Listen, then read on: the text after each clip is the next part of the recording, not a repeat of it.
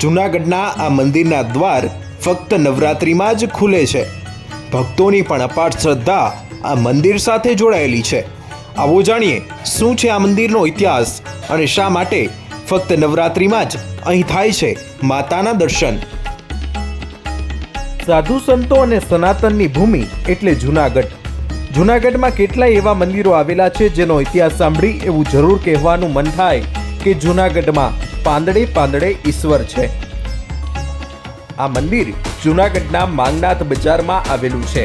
માંગનાથ મંદિરના પરિસરમાં આવેલું હીરાગીરી માતાજીનું આ ઐતિહાસિક શક્તિ સ્થળ જે ફક્ત નવરાત્રિના દિવસો પૂરતું જ ખુલ્લું મૂકવામાં આવે છે।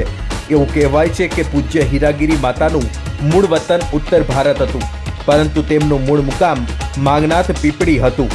માલધારીઓના નેશ વચ્ચે રહીને માતાજી દ્વારા તપ સાધના અને ગાયોની સેવા કરવામાં આવતી હતી અને પૂજ્ય માંગા ભટ્ટ સાથે પરિચિત થવાથી માતાજી માંગનાથ મહાદેવના મંદિરમાં વસવાટ કરવા માટે આવ્યા હતા। શક્તિ સ્વરૂપ હીરાગીરી માતાજીની અનેક સિદ્ધિઓથી પ્રભાવિત થઈ અને માંગા ભટ્ટ દ્વારા માંગનાથ મહાદેવનું આ મંદિર પૂજ્ય માતાજીને સુપરત કરેલું હતું અને પોતાનું દેવી કાર્ય પૂર્ણ થયેલું માનીને હીરાગીરી માતાજીએ અહીં જીવતા સમાધિ લીધેલી છે।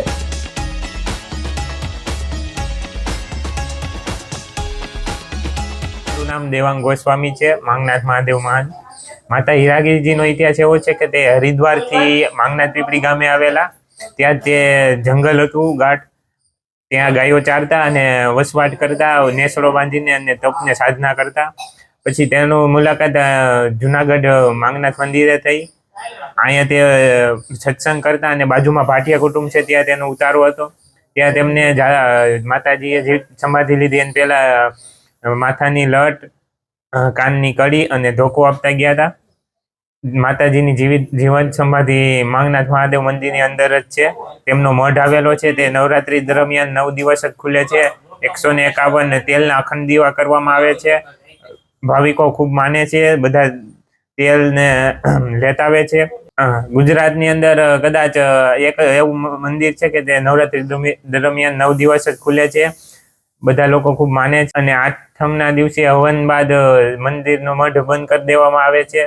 વર્ષમાં એક જ વાર ખુલે છે આ સોનોરતા। અષ્ટમીના હવન બાદ અહીં માતાજીનું મંદિર એક વર્ષ માટે ફરીથી બંધ કરી દેવામાં આવે છે। અહીં અનેક લોકોની આસ્થા જોડાયેલી છે। અહીં 151 જેટલા દીવડાઓની અખંડ આરતી માતાજીને સતત નવરાત્રી દરમિયાન શરૂ રહે છે। માંગનાથ મહાદેવ યુવક મંડળના સભ્ય છીએ અમે, અને દરરોજ વર્ષોથી આવીએ છીએ। અને માંગનાથ મહાદેવ મંદિર છે ને 450 વર્ષ જૂનું મંદિર છે।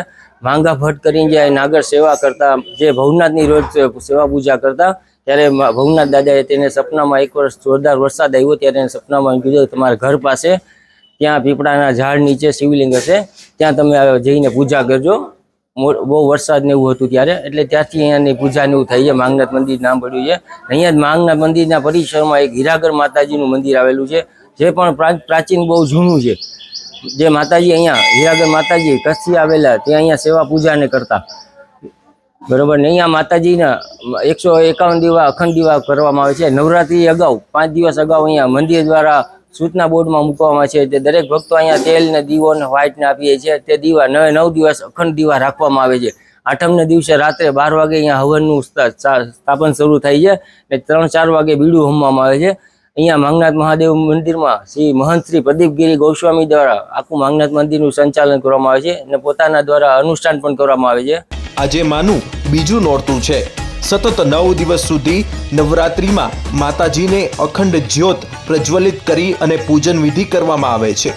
લોકો ઘરેથી ધૂપ, દીપ અને દિવેલ લઈને આવે છે અને માતાજીને અખંડ જ્યોત પ્રજ્વલિત કરાય છે। ત્યારે માતાજીની સાથે અનેક લોકોની આસ્થા આજે પણ જોડાયેલી છે।